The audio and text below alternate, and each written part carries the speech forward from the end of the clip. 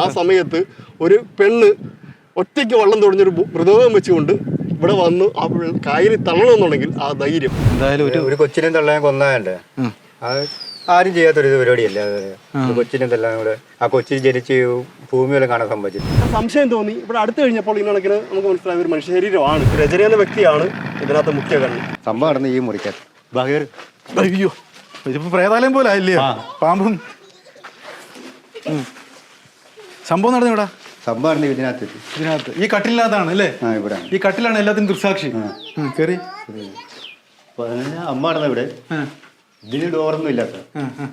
അന്നേരം ഈ അമ്മ ഇതെല്ലാം അറിയുന്നുണ്ടായിരിക്കും. അമ്മ അറിയുന്നുണ്ട് ബഹളങ്ങളൊക്കെ. പിന്നെ ഈ ഒറ്റമുറിയിൽ അമ്മ കിടക്കുന്നത്. അപ്പൊ അന്ന് ഇതിന് വാതിലുണ്ടായിരിക്കും. അതിന് വാതിലുണ്ട്. വാതിലൊക്കെ പോയതാ. ഇതിന് മാത്രം വാതിലില്ല. ഇത് തുറന്ന ഓപ്പൺ ആയിട്ട് കിടക്കാൻ.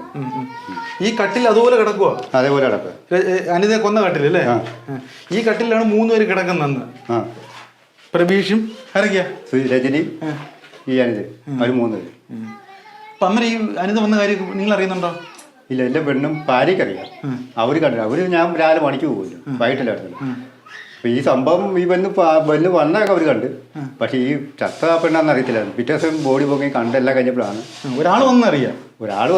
അല്ല, ഈ ചത്ത പെണ്ണാന്ന് അറിയത്തില്ലായിരുന്നു. ചത്ത് പൊങ്ങി വന്ന് കഴിഞ്ഞപ്പോഴാണ് അറിഞ്ഞത്. ഫുള്ളായിട്ട് കണ്ടു കഴിഞ്ഞപ്പോ. അതിനുശേഷം ഈ വീട് ഇങ്ങനെ ഉപയോഗിച്ചിട്ടേക്കും അല്ലേ? ഇനിയിപ്പോ എന്ത് ചെയ്ത് പൊടിച്ചു കളയാനോ? ഇതിപ്പോ ഇടയ്ക്കിടയ്ക്കെല്ലാം കേസ് അന്വേഷണത്തിന്റെ ആൾക്കാർ, പോലീസുകാർ പുതിയ അവര് വരുമ്പം ഉദ്യോഗസ്ഥന്മാരെ വരുമ്പോ കാണാൻ വേണ്ടി വരുന്നുണ്ട്. വീട് കാണാൻ സംഭവം നടന്നതല്ലേ, പ്രേതാലയം പോലെ അല്ലേ? എന്നാൽ രജനിയുടെ സഹോദരിയാണെങ്കിൽ ചോദിക്കാതിരിക്കാൻ പോയി. ധൈര്യം ഭയങ്കരമല്ലേ? പിന്നെ അത് ഞങ്ങൾ പറയുന്നുണ്ട്. ഈ ചില സിനിമയ്ക്കകത്തെ കണ്ടിട്ടേ ഉള്ളൂ ഇങ്ങനെ ഒരു കൊലപാതകം വീട്ടിൽ ചെന്ന് ചെയ്യുന്നതും അതുകൊണ്ട് ആറ്റി തട്ടിക്കളയുന്നതും. അതെ. പക്ഷെ അല്ല, ഒറ്റയ്ക്ക് ബോഡി എടുത്തോണ്ട് പോയതൊക്കെ ഒറ്റക്കല്ല, അവർ രണ്ടുപേരും കൂടെ. രാത്രിയിലല്ലേ? അസമയത്തല്ലേ? സമയത്ത് ഇവിടെ അപ്പുറത്തെ സുകുമാരനൊന്നുമില്ലേ, സുകുമാരനൊക്കെ വള്ളം ഉണ്ടായിരുന്നു. ഇപ്പൊ ഞങ്ങളുടെ കടവിൽ ഇപ്പൊ ഈ റോഡിന് ഇത്രയും പൊക്കമില്ല. ഈ ലെവലായിരുന്നു റോഡ്. ഇത് രണ്ടാമത്തെ റോഡാ. അപ്പൊ ഈ ലെവലെന്ന് വെച്ച് കഴിഞ്ഞാൽ എത്ര വെയിറ്റ് എടുത്തിട്ടാണ് നടന്ന് കയറിപ്പോയെന്ന് വെച്ചാൽ ഈ ലെവലേ ഉള്ളൂ. അപ്പൊ ഇവര് എന്ത് ചെയ്തു, വള്ളത്തെ പോയി ഈ സൈഡ് കുറ്റിയുടെ മേളിൽ കൂടെ കയറിയ ആ കുറ്റിപ്പുറത്ത് കയറിയപ്പോൾ വള്ളം മറിഞ്ഞു. അങ്ങനെയാണ് ലോകം അറിയുന്നത്. ആ സംഭവം വെച്ച് കഴിഞ്ഞാൽ അത് നടുക്കോട്ട് മാറി പോവുകയാണെങ്കിൽ, ഈ ഒഴി പോവുകയാണെങ്കിൽ, അതുപോലെ മുഖമേലോ അങ്ങനെയൊക്കെ പോയാൽ ചിലപ്പോൾ 1 മാസം 2 മാസം കഴിഞ്ഞാൽ കിട്ടത്തുള്ളൂ ബോഡി. ഇതിപ്പോൾ ഇവിടെ തന്നെ ആയതുകൊണ്ട് ഈ തോട്ട് സൈഡിൽ തന്നെ കിടക്കും. ഒരു പ്രേതാലയം പോലെ കിടക്കും. ഇത് ഇവിടെ വരുമ്പോൾ ഇതാ ചിന്ത വരുന്നത് മനസ്സിലാക്കില്ലേ? പിന്നെ ഞങ്ങൾക്ക് നേരത്തെ ഒക്കെ പേടിയായിരുന്നു. ചിത്തു തൊട്ട് പറ്റല്ല രാത്രി ആയിരിക്കുമ്പോൾ ഒച്ചാനൊക്കെ എന്തെങ്കിലും കേട്ട് ഒരു ഇപ്പം പിന്നെ ഒരു ഇതായി പേടി മാറി വരും. എന്നാൽ ഈ രജനിക്ക് എങ്ങനെ ഇത്ര ധൈര്യം വന്നു? ഈ പണ്ട് തൊട്ട് ഇങ്ങനെയുള്ള തൻ്റെ അടിയായിട്ട് സ്വഭാവമാണോ? അല്ല, പണ്ട് തൊട്ട് ഇങ്ങനെ തൻ്റെ അടി എന്ന് വെച്ച് കഴിഞ്ഞാൽ ഒറ്റയ്ക്കൊക്കെ പോയി ഓരോ പേരൊക്കെ പോകും. അതിൻ്റെ ഒരു തൻ്റെ ഉണ്ട്. അത് പക്ഷെ ഒരു കൊലപാതകം ചെയ്യാനുള്ള തൻ്റെ ഇടം കൊണ്ട് നമുക്ക് അതിപ്പോൾ ആദ്യമായിട്ട് ഒരു അല്ല ഇവിടുത്തെ ചെറുതില്ല. ഭർത്താവിന് മകനെയൊക്കെ ഉപേക്ഷിച്ച് പോയില്ലയോ? ആ മകൻ്റെ ഒക്കെ അവസ്ഥ എങ്ങനെയാ ഇപ്പം? അവരിപ്പോൾ എൻ്റെ ഇതേ രീതി തള്ളയുടെ മോഡൽ തന്നെ തന്നിട്ട് അവരും പിന്നെ തള്ളയും തന്തേന്ന് നോക്കാൻ വരുമ്പോൾ അവനും ഒരു ആ കുടുംബമേ പോയില്ലേ? പോയി. രജനി കാരണം മകനും വഴിതെറ്റി, ഭർത്താവും പോയി. ഇപ്പൊ ആ പെണ്ണിന്റെ ജീവിതവും പോയി, അവരുടെ കുടുംബ ജീവിതവും പോയി, എല്ലാം പോയി. എല്ലാം ഒരു നേരത്തെ ഒരു അതല്ലല്ല ഇപ്പൊ തന്നെ അവളെ വേറൊരു കേസിൽ പിടിച്ചിരിക്കാന്ന് പറഞ്ഞിട്ട്, ലഹരി കേസ്. അത് ഇവിടെ കണ്ടല്ല, ഒഡീഷയിൽ അവിടെ ആണ് പിടിച്ചിരിക്കാന്ന് പറഞ്ഞു. ഇതൊരു കൊച്ചിനെ തല്ലേയും കൊന്നല്ലേ. അപ്പൊ അതിന് നല്ല കൊലക്കുറ്റത്ത് തന്നെ പിരിക്കണം നമ്മള്. രജനി അമ്മ പോലും സപ്പോർട്ട് ചെയ്തില്ലല്ലേ? അമ്മ ഇപ്പോഴും അവർക്ക് മക്കളാട്ടെ. രജനി അമ്മ എന്ത്? അമ്മ ഇപ്പൊ ഇവിടെ ഇല്ല. മൂത്ത മാളുണ്ടായിരുന്നു, അവർക്ക് ഒന്ന് കൊണ്ടുപോയി. ഇവിടെ ആയിരുന്നു കേസ് കാണുന്നോണ്ടിരിക്കാൻ, കോടതി പോകുന്നുണ്ട്, ഇവിടെ വന്നോണ്ടിരിക്കായിരുന്നു. ഇനി ഈ നാട്ടുകാർ രജനി വന്നാലൊന്നും ഒരിക്കലും സ്വീകരിക്കത്തില്ല നാട്ടുകാരില്ലേ? ഇല്ല, ആരും സ്വീകരിക്കത്തില്ല. ഈ ഒരു സംഭവം നടന്നാൽ ആർക്കും ഇഷ്ടമല്ല. എന്തായാലും ഒരു കൊച്ചിനെ തള്ളാൻ കൊന്നാണ്ട് അത് ആരും ചെയ്യാത്തൊരു പരിപാടിയല്ല. കൊച്ചിനെ തല്ലാൻ കൂടെ ആ കൊച്ചി ജനിച്ച് ഭൂമിയെല്ലാം കാണാൻ സംഭവിച്ചിട്ടില്ല. എന്നാൽ പ്രവീക്ഷ കാണിച്ചിട്ട് ഭയങ്കര സംഭവം. അവന്റെ മുഖം ഓർമ്മയുണ്ട്. ഇവിടെ നിങ്ങളുടെ നല്ല സഹകരണമായിരുന്നു ഇവിടെ ഉള്ളപ്പോ. വന്ന് 1 മാസം കഴിഞ്ഞപ്പോൾ ഞങ്ങൾ സഹകരണം വെള്ളമൊക്കെ അടിക്കരുത് ഒന്നിച്ചില്ല കഴിച്ചിട്ടൊക്കെ ഉണ്ട്. പക്ഷെ ഇങ്ങനെ ക്രിമിനൽ കുറ്റമുള്ളവനാണ് നമുക്കറിയത്തില്ല. നമ്മളിപ്പോൾ ഒരാളെ വരുമ്പോൾ ഫസ്റ്റ് നമ്മളെ സോഷ്യൽ വരുമ്പോൾ ഫുൾ സ്വഭാവം നമുക്ക് മനസ്സിലാകത്തില്ല. ഇപ്പോൾ കുറെ അത് കഴിഞ്ഞിട്ടൊക്കെയാണ് ഇവൻ അവിടെ വലിയ ദാതയായിരുന്നതൊക്കെ അറിയുന്നത്. വീശിക്കൊണ്ടിരിക്കുന്നു. ഞങ്ങളുടെ 4-5 പേര് വേറെ ഉണ്ട്. വീശിക്കൊണ്ടിരിക്കുന്ന സമയത്ത് ഇതിനിടയ്ക്ക് മീൻ കിട്ടുന്നുണ്ട്. അത്യാവശ്യം മീൻ കിട്ടും, നല്ല മീൻ കിട്ടുന്ന സമയമാണ്. അന്നേരം ഇദ്ദേഹം അകലെ എന്തോ ഒരു സംഭവം ഉണ്ട്. അന്നേരം ഞാൻ പറഞ്ഞു അത് ഇതിനൊക്കെ പിണ്ടി ചെയ്യുന്നതായിരിക്കുന്നു. അന്നേരം ഇദ്ദേഹം പറഞ്ഞു പിണ്ടി ചെയ്യുന്നതല്ല, പിണ്ടി ചെയ്യുന്ന അത് കുത്തനെ നിൽക്കത്തില്ല. ഏകദേശം ഒരു 15 മിനിറ്റിനുണ്ട് ആ സാധനം ഇവിടെ വന്ന് അടുത്തു. അപ്പൊ കൈ മാത്രം വെളി പൊങ്ങി കിടക്കുന്നുള്ളൂ. ഇല്ല, ഫുള്ള് പൊങ്ങിയിട്ടില്ല. ഇത് നമ്മുടെ ഫുൾ ബോഡി ഇങ്ങനെ നേരെ നിൽക്കുക, സ്ട്രൈറ്റ് നിൽക്കുക. അന്നേരം പൊങ്ങി വരുന്നതേ ഉള്ളൂ. അന്നേരം സംശയം തോന്നി ഇവിടെ അടുത്ത് കഴിഞ്ഞപ്പോൾ ഈ കണക്കിന് നമുക്ക് മനസ്സിലായ ഒരു മനുഷ്യ ശരീരമാണ്. ആരാണ് എന്താണെന്ന് അറിയത്തില്ല. ആദ്യമായിട്ട് ഇങ്ങനെ ഒരു കാഴ്ച അല്ലേ? അതിന് മുമ്പ് ഇതിന് ജടങ്ങളെല്ലാം പോകുന്നുണ്ട് ഇവിടെ. ജടങ്ങൾ ഇപ്പോഴല്ല, വർഷങ്ങൾക്ക് മുമ്പ് ഇതിനിടയ്ക്ക് അന്ന് മറ്റേ കയ്യാട് തുറക്കുന്നതിന് മുൻപ് ഇങ്ങനെ ശവങ്ങൾ ഒഴുകി പോകുമായിരുന്നു. അന്ന് ഇത്രയും നിയമങ്ങളും കാര്യങ്ങളൊന്നും ഇല്ല, അങ്ങനെ ഒഴുകി പോകുമായിരുന്നു. പക്ഷേ ഇതൊരു ആദ്യ സംഭവമായിരുന്നു. ഇവിടെ വന്ന് അടുത്തു. അതിനുശേഷം നമ്മുടെ മെമ്പറെ വിളിച്ച് പറഞ്ഞു, മെമ്പർ ഉടനെ പോലീസിനെ വിളിച്ച് പറഞ്ഞു. പോലീസുകാർ വന്ന് ബോഡി എടുത്ത് കരയ്ക്ക് വെച്ചു. കരയ്ക്ക് വെച്ചപ്പോഴും ആർക്കും അറിയത്തില്ല ആരാണ് എന്താണെന്നൊന്നും അറിയത്തില്ലായിരുന്നു. അപ്പൊ അധികം പഴകിട്ടില്ല. ഇല്ല, അതുകൊണ്ടല്ലേ ബോഡി എന്ന് പറഞ്ഞ സാധനം പൊങ്ങി വരുന്നേ ഉള്ളൂ, അധികം മലക്കുന്നേ ഉള്ളൂ. അതുകൊണ്ടാണ് ഞങ്ങൾക്ക് മനസ്സിലാകാൻ പോയത്. ഏതായാലും ദൈവം എന്ന സാധനം ഉണ്ടല്ലോ ഇതിന്റെ കൂടെ ഉണ്ട്.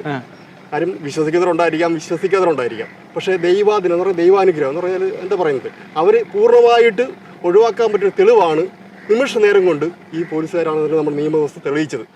കാര്യം ഒരിക്കലും ഒഴിവാക്കാൻ പറ്റാത്ത ഒരു നിയമത്തിന്റെ മുന്നിലാണ് ഇപ്പൊ തൂക്കേറ് ആ പുള്ളിക്ക് ഉദ്ദേശിച്ചിരിക്കുന്നത്. അപ്പൊ അന്നേരം ഈ സ്ത്രീ നിങ്ങൾക്ക് പരിചയമൊന്നുമില്ല, ഏതാണെന്നും ഒരു പിടിയില്ല, ഒന്നും അറിയില്ല. ഈ സ്ത്രീ ഇതിനുമ്പ് കണ്ടിട്ടില്ല. സ്ത്രീയാന്ന് പോലും അറിയില്ല. ബോഡി ഇറക്കി വെച്ചിട്ട് ശേഷമാണ് ഇതിനിടയ്ക്ക് അന്നത്തെ നെടുവിലിരുന്ന പോലീസുകാരൻ പറയുന്നത് ഇതിനിടയ്ക്ക് സാർ അത് സ്ത്രീയാണെന്ന് തോന്നുന്നു, വയറ് വീർത്തിട്ടുണ്ട്. അപ്പം അവിടെ നിന്ന് SI പറയുന്നത് ഇതിനിടയ്ക്ക് അത് ചിലപ്പം വെള്ളം കുടിച്ചായിരിക്കാം, ഒരു ഇതുമില്ല. കാര്യം ഒരു വൈറ്റ് ഡ്രസ്സാണ് ധരിച്ചിരിക്കുന്നത്, ഒറ്റ ഡ്രസ്സേ ഉള്ളൂ. നാട്ടുകാരെല്ലാം കൂടി നമ്മൾ ആദ്യ സംഭവമല്ലേ ഈ കാണുന്നത്. ആ ബോഡി വെച്ചുകൊണ്ട് ആ സ്ത്രീയാണ് തുഴഞ്ഞു വരുന്നത്. രജനി മരിച്ചുപോയ വ്യക്തിയാണ് അനിത. തുഴഞ്ഞു വരുന്നത് രജനി എന്ന വ്യക്തിയാണ്. അന്നേരം അദ്ദേഹത്തിന്റെ ഭർത്താവ് കൂടെയുണ്ട്. പുള്ളിക്കാരൻ വള്ളത്തേക്കാനും ഭയം, അതുകൊണ്ടാണ് നടന്നു വന്നത് കരയ്ക്കൂടെ. അപ്പൊ ഈ ബോഡി വെച്ചോണ്ട് സ്ത്രീയാണ് തുഴഞ്ഞു വരുന്നത്. തുഴഞ്ഞു വന്ന് കാമുകൻ ഇവിടെ വന്ന് ഭർത്താവല്ല കാമുകനല്ലേ ഇത്.